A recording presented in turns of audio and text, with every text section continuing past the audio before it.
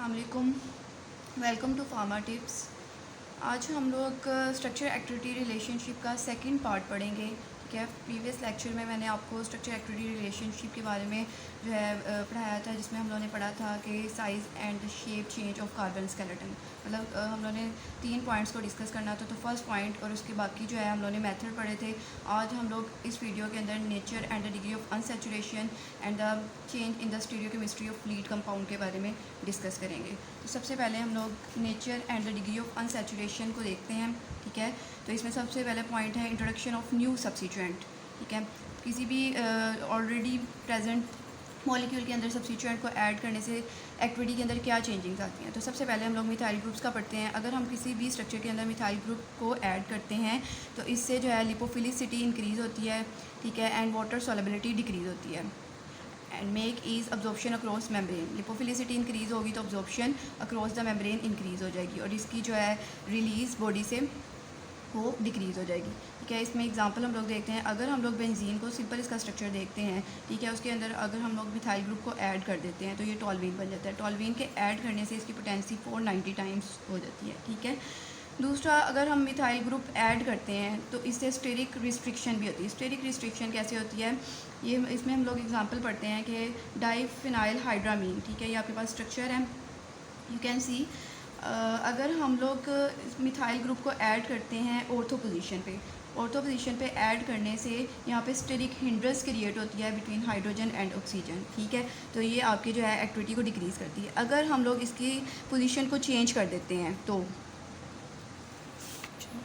यहाँ पे हम लोगों ने इस पोजीशन पे जो है CH3 मिथाइल ग्रुप को ऐड कर दिया है, जिससे यहाँ पे हाइड्रोजन और ऑक्सीजन के दरमियान कोई भी हिंड्रेंस क्रिएट नहीं हो रही है।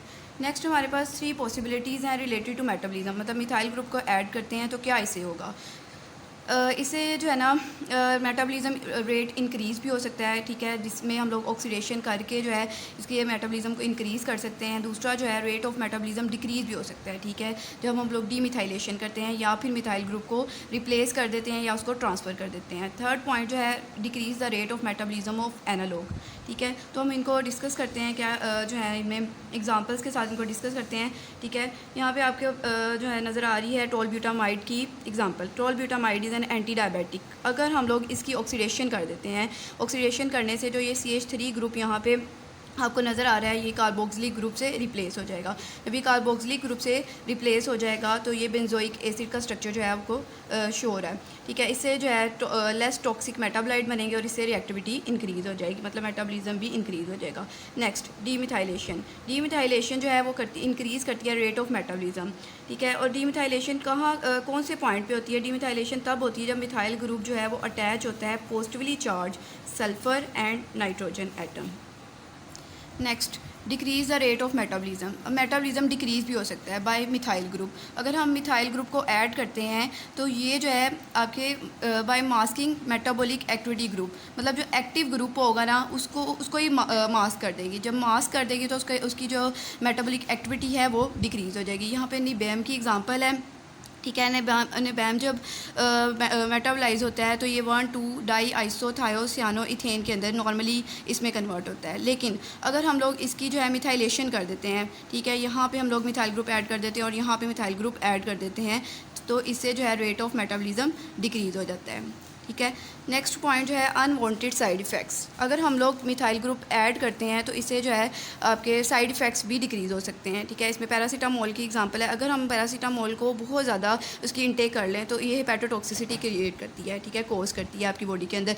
लेकिन अगर हम इसी हेपेटोटॉक्सिसिटी को डिक्रीज़ करना चाहें तो यहाँ पर हम लोग ऑर्थो पोजीशन के ऊपर, ठीक है, पैरासीटामोल के स्ट्रक्चर में ऑर्थो पोजीशन के ऊपर मिथाइल ग्रुप अगर ऐड कर दिया जाए तो ये हेपेटोटॉक्सिसिटी जो है इससे डिक्रीज़ हो जाएगी। ठीक है, क्योंकि यहाँ पे ये जो है हिंड्रेंस जो OH ग्रुप है, यहाँ पे ये दोनों ग्रुप हिंड्रेंस क्रिएट करते हैं ताकि इसकी ब्रेकडाउन ना हो सके।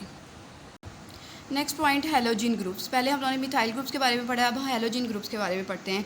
जब हम किसी भी स्ट्रक्चर के अंदर as a substituent halogen group को ऐड करते हैं तो इससे भी जो है ना लिपोफिलिसिटी इंक्रीज़ होगी और हाइड्रोफिलिसिटी डिक्रीज़ होगी। ठीक है, कभी कभार हैलोजन ग्रुप जो है वो इंट्रैप भी हो जाते हैं मेम्ब्रेन के अंदर। ठीक है,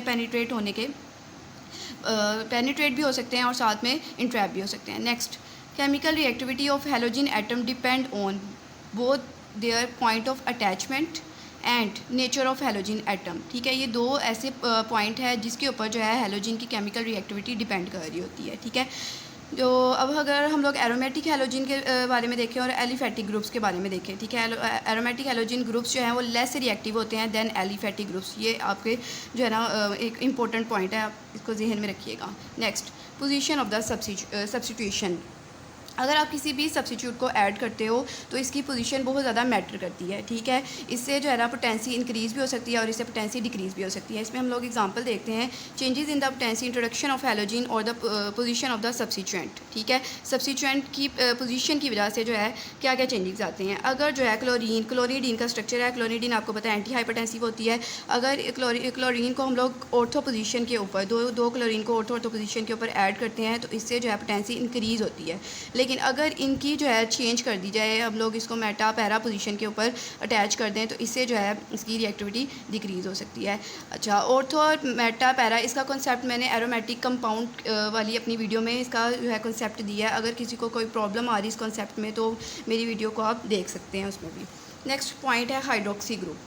हाइड्रोक्सी ग्रुप के ऐड करने से क्या होता है जी, इससे जो है हाइड्रोफिलिक नेचर इंक्रीज़ होती है और लिपोफिलिसिटी डिक्रीज़ होती है। प्रीवियस हम लोगों ने सब दो ग्रुप्स पढ़े हैं उसमें लिपोफिलिसिटी इंक्रीज़ हो रही थी, लेकिन इसमें क्या है, लिपोफिलिसिटी डिक्रीज़ हो रही है और हाइड्रोफिलिसिटी जो है वो इंक्रीज़ हो रही है। ठीक है, दूसरा ये हमारे पास न्यू सेंटर प्रोवाइड करता है फॉर हाइड्रोजन बॉन्डिंग, जिससे जो है बाइंडिंग इंक्रीज़ हो जाती है टू द टारगेट साइट। इसमें हम लोग एग्जांपल देखते हैं मिनाप्रीन की। ठीक है, मिनाप्रीन के अंदर अगर हम लोग हाइड्रोक्सल ग्रुप ऐड कर देते हैं ऑर्थो पोजीशन के ऊपर तो ये ऑर्थो हाइड्रोक्सिलेटेड एनालॉग बन जाता है। ठीक है, ये मोस्ट एक्सेप्टेड होता है फॉर मस्क्रीनिक एक्टिविटी। ठीक है, इनकी मस्क्रीनिक एक्टिविटी इससे इंक्रीज़ हो जाती है। ठीक है, अब हमारे पास नेक्स्ट जो है वो बेसिक ग्रुप्स। अगर हम बेसिक ग्रुप ऐड करते हैं तो क्या होता है जी, more basic analogue decrease lipophilicity, increase water solubility. ठीक है, इसमें भी लिपोफिलिसिटी डिक्रीज़ होती है और वाटर सॉल्युबिलिटी इंक्रीज़ होती है। और इनको अपने टारगेट साइड पे बाइंड करने के लिए जो है ना सॉल्ट फॉर्मेशन के अंदर, मतलब सॉल्ट फॉर्म में कन्वर्ट होना इसमें ज़रूरी होता है। ठीक है, जितने भी इस यहाँ पे अमाइन है, अमाइड का स्ट्रक्चर है, इसके अलावा गानिडीन का स्ट्रक्चर है, ये सारे के सारे बेसिक कंपाउंड है और ये इनकी जो है लिपोफिलिसिटी डिक्रीज़ होती है और वाटर सॉल्युबिलिटी इंक्रीज़ होती है। ठीक है, next carboxylic acid and sulphonic acid group. अगर हम लोग कार्बोक्सिलिक एसिड और सल्फोनिक एसिड में से कोई ग्रुप ऐड करते हैं तो क्या होता है जी, इसमें भी वाटर सॉल्युबिलिटी इंक्रीज़ होती है और लिपोफिलिसिटी डिक्रीज़ होती है स्ट्रक्चर की। ठीक है, कार्बोक्सिलिक एसिड जो है उसकी डिफरेंट एक्टिविटीज़ होती हैं। कार्बोक्सिलिक एसिड, अगर फिनॉल के ऊपर हम लोग कार्बोक्सिलिक एसिड का ग्रुप ऐड करें तो इससे एक्टिविटी जो है चेंज हो जाती है from antiseptic to less toxic anti inflammatory salicylic acid के अंदर कन्वर्ट हो जाता है। आप देख सकते हैं यहाँ पे सैलिसिलिक एसिड के अंदर कन्वर्ट हो जाएगा और salicylic acid anti inflammatory compound है। नेक्स्ट हमारा जो थर्ड पॉइंट है, ठीक है, स्ट्रक्चर एक्टिविटी रिलेशनशिप में third point, changing the existing substituent of lead compound. ठीक है, ये हम लोग कैसे करते हैं जी, made using the concept of isosteres. अब आइसोस्टेयर्स क्या होती हैं, isosteres group having the similar in the physical और केमिकल ग्रुप्स।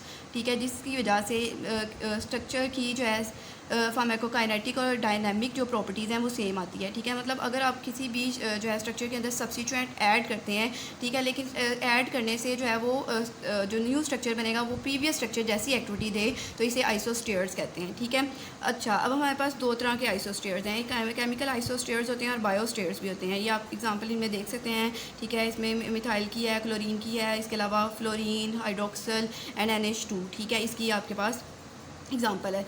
नेक्स्ट बायोस्टेयर्स हैं, इसमें भी आप लोग इसकी एग्जांपल देख सकते हैं, कुछ एग्जांपल मैंने ऐड की हैं। ठीक है, अच्छा जी, अब रिप्लेसमेंट ऑफ, अब इसकी एग्जांपल पढ़ते हैं हम लोग, changing the existing substituent of lead. ठीक है, इसमें अगर आप लोग रिप्लेस कर देते हो 6 hydroxy group of hypoxanthine compound, ठीक है, बाय थायोल ग्रुप, तो ये आपके पास एंटी ट्यूमर एक्टिविटी वाला कंपाउंड जो है आपको देती हैं, जिनमें जिसकी एग्जांपल है 6 मरकैप्टोप्यूरिन। ठीक है, यहाँ पे स्ट्रक्चर एक्टिविटी रिलेशनशिप का हमारा सारा टॉपिक कंप्लीट हो चुका है। ठीक है, इसके जो है ना आप लोग दोनों वीडियोस देखिएगा, ये आपको बहुत ज़्यादा हेल्पफुल जो है आपके लिए होंगी। ठीक है, और मेरे जो है चैनल को आप लोग सब्सक्राइब करें, इसके अलावा लाइक करें। थैंक यू सो मच, अल्लाह हाफिज़।